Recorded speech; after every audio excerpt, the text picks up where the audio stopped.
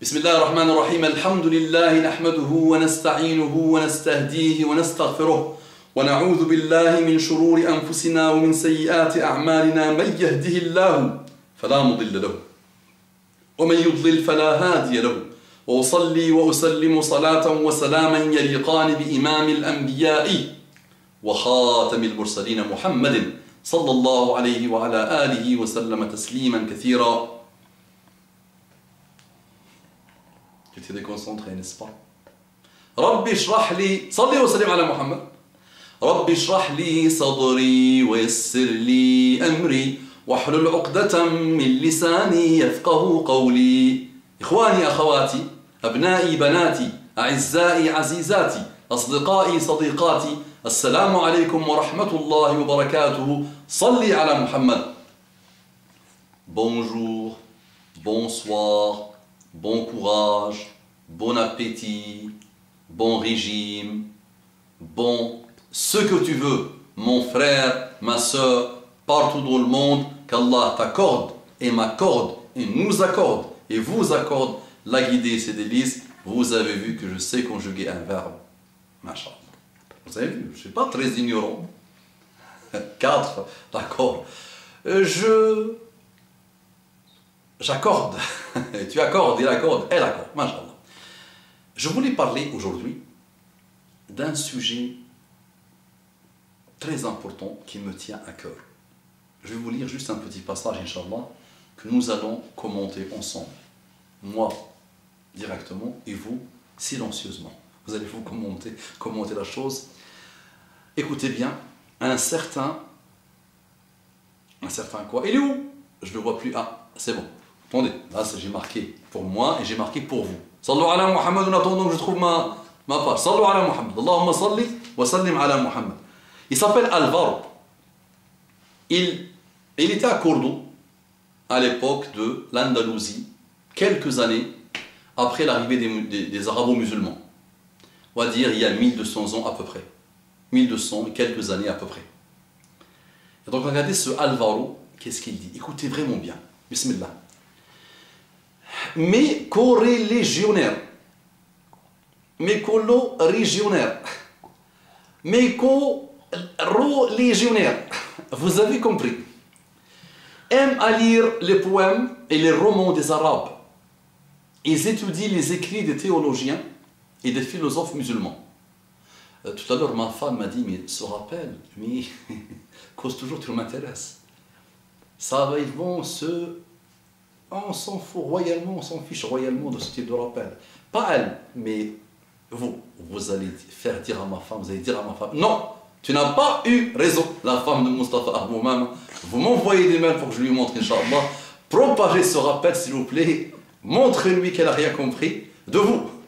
Elle a aimé le rappel, mais vous, elle n'a rien compris de vous. D'accord? Je compte sur vous. Ça sera un petit rappel, Inch'Allah, et vous allez comprendre. Et elle ne s'attend pas du tout que je le tourne de cette manière-là. Je vous lis le passage, véridique, historique, Inch'Allah, et je vais vous faire un commentaire qui va vous étonner, Inch'Allah, et qui va étonner ma femme, qu'Allah la bénisse. Donc, il est le roman des Arabes. Ils étudient les écrits des théologiens et des philosophes musulmans, non pour les réfuter, mais pour se former une diction correcte et élégante. Où trouver aujourd'hui un laïc qui lise les commentaires latins sur les saintes écritures? Qui d'entre eux étudie les évangiles, les prophètes, les apôtres? Hélas, tous les jeunes chrétiens. Regardez ce qu'il dit. Il y a 1200 ans, les Arabes avaient quelques dizaines d'années d'installation en Andalousie qui est chrétienne, qui est latine. Regardez ce qu'il dit. Il dit tous les jeunes, tous les jeunes chrétiens ne connaissent que la langue et la littérature arabe. Quelle douleur, il dit. Quelle douleur. Les chrétiens ont oublié jusqu'à leur langue. Et sur 1000 d'entre nous, vous en trouverez à peine un seul qui sache écrire convenablement une lettre latine à un ami. Mais s'il s'agit d'écrire en arabe, vous trouverez une foule de personnes qui s'expriment dans cette langue avec la plus grande élégance. Et vous verrez qu'elles composeront des poèmes préférables sous le point de vue de l'art à ceux des Arabes eux-mêmes. D'accord. Un bédouin comme moi va vous traduire ça. d'accord, un bédouin comme moi qui comprend à peine le français, d'accord, va vous traduire. Donc il nous dit, le Alvaro, il y a 1200 et quelques années, après quelques dizaines d'années de l'installation des Arabes, qui étaient vraiment peu, attention. L'Andalousie n'a pas été conquis par 2 millions de personnes. C'était quelques milliers. Tariq ibn Ziyad des Berbères, Tariq ibn Ziyad et quelques Berbères, et quelques tribus qui sont venues de la péninsule arabique s'installer en Andalousie. Donc peu de gens, en peu d'années, en quelques années, il nous dit ce monsieur-là que tout le monde parlait l'arabe. Pas l'arabe qu'on parle nous, l'arabe de l'excellence, le puissant, le plus brillant. Et en plus, ils arrivent même à composer des vers de poésie mieux que les Arabes eux-mêmes. La question que je me pose personnellement, comment ça s'est produit? Est-ce que les Arabes de l'époque ont mis des armes et des épées sur le cou, sur la tête des chrétiens pour leur dire: tu apprends l'arabe et tu dois le maîtriser mieux que moi, et tu dois faire des vers de poésie mieux que les meilleurs des Arabes? Non. Donc qu'est-ce qui s'est produit à l'époque? Quand je lis des livres, j'ai beaucoup lu sur l'histoire, je suis passionné par l'histoire, et voilà, je vous la conseille vivement, l'histoire quelle qu'elle soit. J'ai passé des nuits blanches avec Napoléon, j'ai lu beaucoup, j'ai écouté, j'ai visionné, hein, et j'aime n'importe quelle histoire, mais l'histoire des musulmans est extraordinaire. Elle comporte de très belles choses, beaucoup, elle comporte quelques mauvaises choses. Et subhanallah, quand je lis maintenant la vision des non-musulmans de l'histoire musulmane de l'Andalousie, je vois, subhanallah, qu'ils ont cherché comme ils ont voulu. Ils trouvent peu de choses mauvaises que les musulmans ont fait. Ils soulignent tous pratiquement la tolérance des musulmans. D'accord? Et tu peux lire un gros pavé, tu ne trouveras pas grand-chose vraiment qui montre une méchanceté des musulmans quand ils ont le pouvoir en continu. Quand ils ont le pouvoir, ils n'expriment pas, ils ne font pas de la méchanceté en continu. Au contraire, ils sont tolérants. Donc, si ce n'est pas la force qui a fait que ces gens-là, il dit tout, les chrétiens, beaucoup de chrétiens, s'expriment et aiment l'arabe à ce point. Comment ça s'est produit? Je vous pose la question. Et je pose la question à ma femme. Comment ça s'est produit? Par Allah subhanahu wa ta'ala. Mais la cause, ahibba'i, mes bien-aimés, c'est l'excellence du comportement des musulmans, on va dire arabes, berbères, reconvertis de l'époque.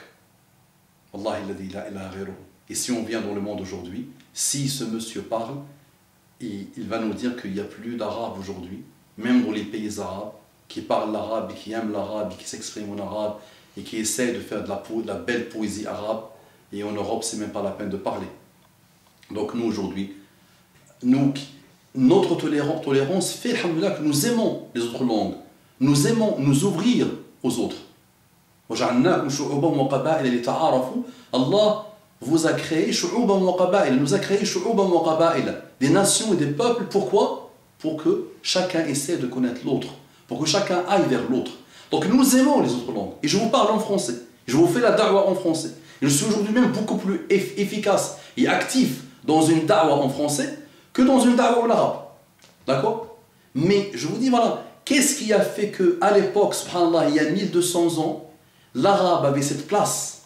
Et croyez-moi que tant que l'arabe ne retrouve pas cette place-là, et tant que le comportement ne retrouve pas la place qu'il avait à l'époque, le comportement pur du musulman, la tolérance, la gentillesse, la douceur, la bonté, le fait de se mettre à la place de l'autre, le fait d'essayer de comprendre l'autre, le fait d'essayer de changer et de s'ouvrir à l'autre, tant qu'on n'a pas ça, il ne faut pas trop rêver. Donc c'est une éducation qui commencera par nous-mêmes, Inch'Allah, d'accord? De fond, une éducation de fond, un retour vraiment vers... Vous savez, sans l'arabe, sans le retour vers la puissance de l'époque de l'arabe, vous savez, à une époque, de cette époque-là, subhanallah, tu étais ignorant, parisien, français, ou de n'importe quel pays, tu étais considéré comme ignorant si tu ne maîtrisais pas l'arabe. Et tu ne pouvais pas avancer dans la science islamique, et dans la science en général, quelle qu'elle soit, si tu ne maîtrises pas la langue arabe. Donc, regardez, subhanallah, comment les non-musulmans de l'époque se sont jetés sur l'arabe, ils ont aimé l'arabe, subhanallah. Et regardez comment ce monsieur souffrait à l'époque de voir ça. Et regardez, subhanallah, nous, comment on a oublié l'arabe, comment on a oublié le comportement qui a fait que ces gens-là, subhanallah, sont tombés amoureux de la langue des conquérants. De la langue de ceux qui ont passé 800 ans chez eux. Normalement, le conquérant, on le combat, on le déteste, on a la haine envers lui, on ne veut pas entendre parler de lui, on n'adopte pas ses comportements, on n'adopte pas son hygiène de vie. Et subhanallah, les gens de l'Andalousie de l'époque, de l'Espagne de l'époque, et vous savez que les musulmans sont arrivés jusqu'à la France, et oui, la fameuse bataille de Poitiers, et il y a eu des villes aussi où les musulmans se sont bien installés sur la durée, même en France. Et subhanallah, regardez comment les gens de l'époque, les non-musulmans de l'époque sont tombés amoureux de l'arabe qui est intimement lié à l'islam. Regardez-nous comment on a négligé le comportement qui a fait que ces gens-là sont tombés amoureux de l'arabe. Regardez comment nous on a négligé notre langue. Faites le retour vers vous-même s'il vous plaît. Faites le retour vers Allah subhanahu wa ta'ala. Réconciliez-vous avec vous-même. Réconciliez-vous avec les choses qui ont été l'origine de la puissance des musulmans, de la puissance de l'islam.